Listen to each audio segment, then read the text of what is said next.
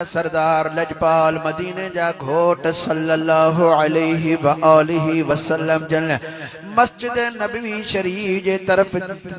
मस्जिद नबवी शरीफ जे अंदर जलवा फरोज आयल चौधारी साहबी सगोरा हबीब अलैहिस्सलातु वस्सलाम जिनके हल्को बधो दीदार में महो लगा पया हिलन अज महबूब अलैहिस्सलातु वस्सलाम जन इए चमकन पिया जिए चोडी जो चंद्र सितारन में चमकंदो आहे। हबीब करीम अलैहिस्सलाम जिन जलवा फरोज हुआ साहबी सगोरा सभी महवे दीदार लगा पिया ओच तो मस्जिद शरीफ जे बाहरा उठ जे रड़ियों जो आवाज अची वयो उठ फरियादूं पियो करे उठ रड़ियों करे रहियो हुआ। हुजूर पर नूर अलैहिस्सलातु वस्सलाम जिन इरशाद फरमायो ओ मुंहिंजा सहाबियो ही उठ मुंहिंजे दरबार में का फरियाद खणी आयो वा का दाह खणी आयो हलो त हली उठ का अहवाल वठो त कियां असांजे दरवाजे ते आयो वा। हबीब करीम अलैहिस्सलातु वस्सलाम जन पंहिंजी मसनद मुबारक ता मथे उथी पया सहाबी सगोरा रस्तो साफ करे रहिया हुआ कतारूं ॿधी बीही रहिया उठ हबीब करीम अलैहिस्सलातु वस्सलाम अॻिते हलंदा रहिया उठ साम्हूं दरवाजे ते बीठो आ उन्ही जी नज़र दरवाजे ते झुकी पया अखियुनि मंझा उठ जे अखियुनि मंझा पानी जारी लगो पयो आ उठ रड़ते रड़ करे रहियो आ। रहमत वारा नबी करीम अलैहिस्सलातु वस्सलाम जन मस्जिद नबवी जे दरवाजे ते अचे पहुता जियां अॻिते गुज़रिया हिन त उठ पंहिंजा अॻियां गोॾा झुकाया पोयां पेर हेठि कया आहिनि पंहिंजो कंध खणी करे मुस्तफ़ा जे आॾो सर सजदे में रखे थो उठ ज़मीन ते पंहिंजो गाटो घुमाए रहियो आ अखियुनि मंझा आब जारी करे रहियो आ ओ अर्श ते मसनद नशीन थियण वारा रहमत वारा नबी उठ के प्यार ॾियण जे लाइ पधरे पट ते वेही रहिया आहिनि पंहिंजो हथ खणी करे उठ के गिराटी पाती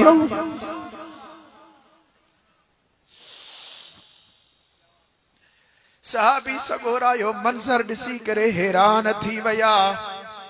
सभई सहाबी सगोरा इन कुर्ब ते रोई रहिया हुआ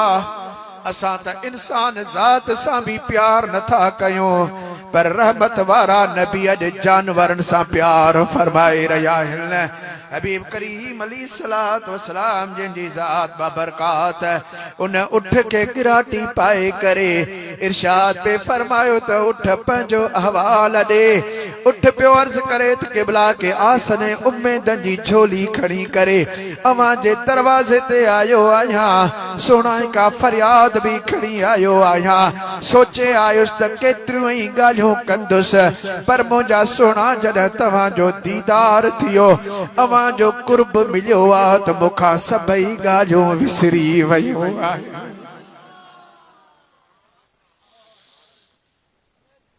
हाय हाय यार जो दीदार ही अहिड़ो आ यार लगी हो वई त ख़बर पो वई न ॾिठा हो वई त ख़बर पो वई। हाय रहमत वारे नबी करीम अलैहिस्सलातु वस्सलाम जिन उठ खां पुछन पिया अहवाल ॾे आयो जो आ हुज़ूर अलैहिस्सलातु वस्सलाम जिन खे ख़बर आहे त उठ जी दिल में छा आहे अल्लाह से खेन यो इल्म अता फरमायो आ खबर पूरी तरह आहे पर आशिक के ॻाल्हाइण जो मौक़ो था ॾियनि त माशूक सां कुछ कचहरी त करे न त पंहिंजी मसनद ते वेठे ही उठ जो मसालो हल करे छॾनि हा जमीन ते वेही आसमान मंझा चंड लाहे सघनि पिया जमीन ते वेही लथल सिज वापस वराए सघनि पिया जमीन ते वेही निकतल रूह जाबिर साईं जे बचड़नि जा वापस मोटाए सघनि पिया त पोइ उठ जो कम पंहिंजे मस्जिद में वेही भी करे सघनि पिया पर आशिक दरवाजे ते आयो आ उन ज़ात वटि पंहिंजे आशिक जो क़द्र हूंदो आहे कदरदान नबी आहे पंहिंजे आशिक जो क़द्र फरमाईंदा आहिनि।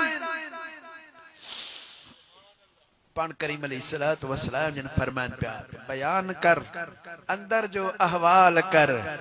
उठ पियो अर्ज करे सोना लाल लतीफ सरकार उठ जे दिल जी तर्जुमानी कंदा पिया चलन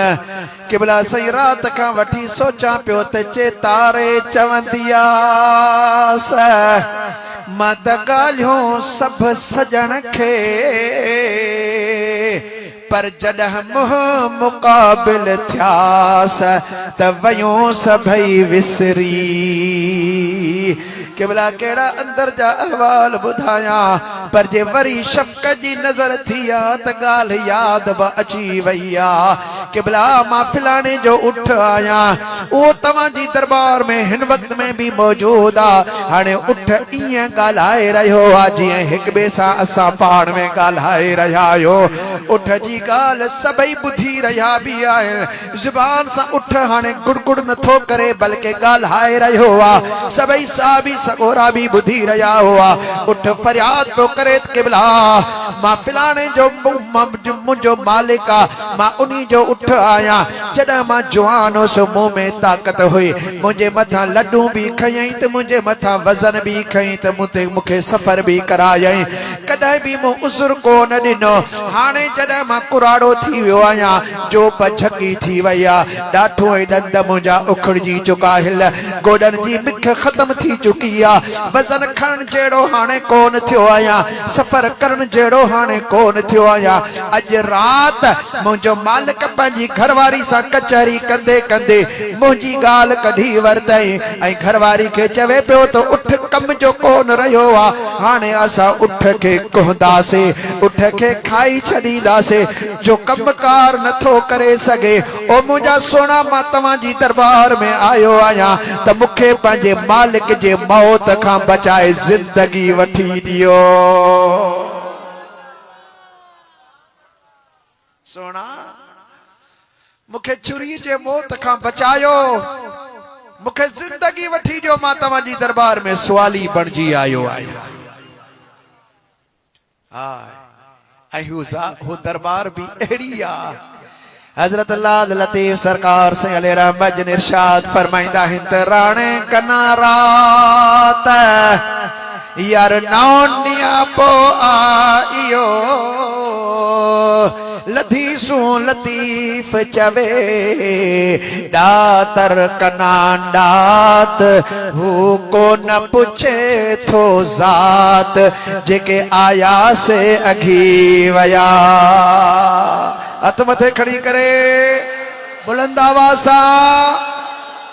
जेको भी आयो हुंजी दरबार में अल्लाह तबारक व तआला उन्हीं के कबूल फरमाए छजो आहे मुझा दोस्त हबीब करीम अलैहिस्सलाम ने इरशाद फरमायो काथे जो मालिक आवे जो थियो वो मालिक जे वेझो थियो आ महबूब अलैहिस्सलाम ने इरशाद फरमायो मां उठ के खरीद कंदुस इन उठ जी कीमत लगा अर्ज पे करे किबला सही मां कीमत छा गालाया ही मानू घुरन माल मत सब कहनी घुरा सुपरी दुनिया तो दोस्त फिदा कया फिलहाल कयो मना में निहाल मुखे महबूबल जे सुना अवाजे नाले ते अग में ही विकड़ियो पियो आया मां तमाम मालिक सा करी कीमत लगाईंदुस हबीब अलैहिस्सलाम ने फरमाया न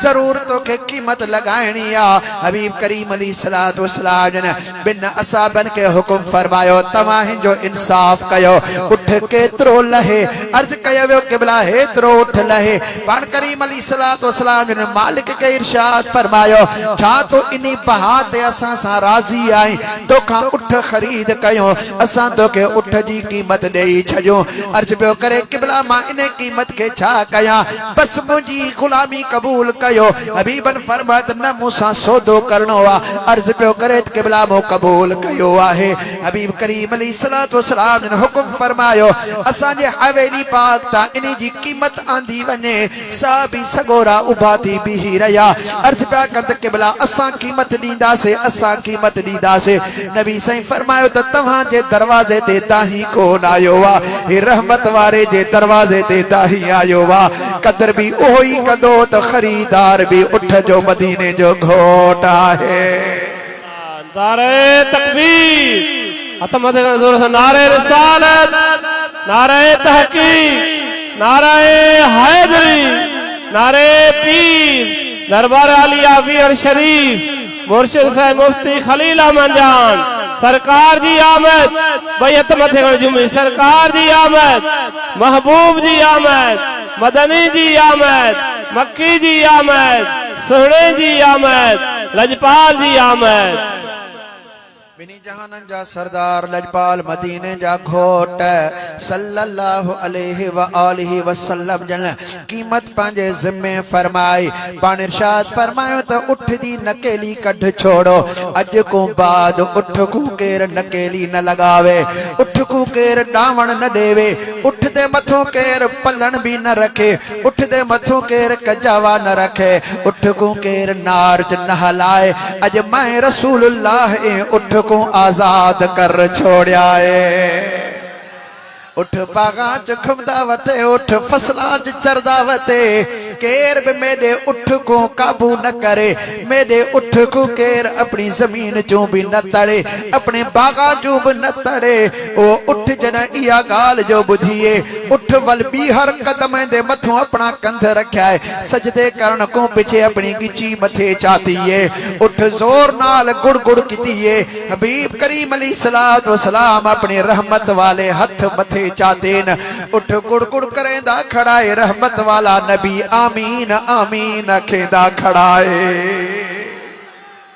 उठ ब्या दफा बा गुड़ गुड़ करेंदा है हबीबा करीमा वल आमीन आमीन कीती। ट्राए दफे आप आमीन फरमाई ने। साहबा सगोरा अर्ज कितात के बिलासाए, पहली बोली तो असा भी समझो पे, पर उठ दी बोली असा नहीं समझी। तुसा सबने दिल रहमत बनी जाए वे, जेड़ा भी साइल जेड़ी बोली च सवाल करेंदा है तुसा उन्हीं दा सवाल समझ देवे। उठ दी बोली तुसा पे समझ देवे, पर अजीब गाल है दुनिया तुसा दे दरवाजे ते दुआ दे ले आवे, अज उठ पिया दुआई देंदा है तुसा पे आमीन आखे देवे। आप फरमाते हाँ केर न कहंदी दिल को राजी कर घते, अगले दी दिल खुश थी पई, खुश दिली च जदा ओ दुआ देंदा है तो धनी पाक कबूल कर छोड़ेंदा है। जे दुआ में कबूल करना में तो कहंदी दिल को राजी कर घिनो, कहती दिल को खुश कर घिनो। और खुश थी वे पीछे तुसा दे दुआ मंगे तो पूरे दर भी तुसा दे जला पटी दिवे सन, अन लिखे भी तुसा लिखी दिवे सन। ये न समझो तो को पीर दुआ मंगे, को फकीर दुआ मंगे, को आलिम दुआ मंगे, ना ये सब जो सब मुस्तफा दे उम्मत इन सबने दा शान वड़ा है अल्लाह दी दरबार। अदले से गदले से लोही से हिसाब अल्लाह को आप ही देवना पोसी असा को, पर उम्मत दे नाते होवन नाल अल्लाह को आयु दे रसूल को सभी प्यारे से। आप सल्लल्लाहु अलैहि वसल्लम फरमाया ए उठ दुआई पा मंगदा है, उठ पे आखदा है बेटा रब करीम जिए मेरे महबूब अलैहि सलाम में को मौत को बचाया, तिए मेरे महबूब दे उम्मत दे बचने को वडी हयाती अता फरमावी। उठ पे आखदा है मेरा रब करीम जिए मेरे महबूब अलैहिस्सलाम मेरे मालिक दे कहर अजाब को मेकू बचाया, तिए मेरे मुस्तफा दी उम्मत को अपने अजाब कहर को हिफाजत फरमावी। ए उठ पे आखदा तो मेरा रब करीम जिए मेरे महबूब अलैहिस्सलाम में को आजादी दिवा छोड़िए, तिए मेरे महबूब दी उम्मत को भी दुनिया जहाना दी आजादी खुशी नसीब फरमावी। ए उठ खड़ा दुआई करदा उम्मत दे लाए, ए उम्मत दा वाली हथ जाती खड़ा रब दी दरबार च आमीन आमीन अखेदा है। ओ जानवर नाल कुर्बोने दा ओ कायनात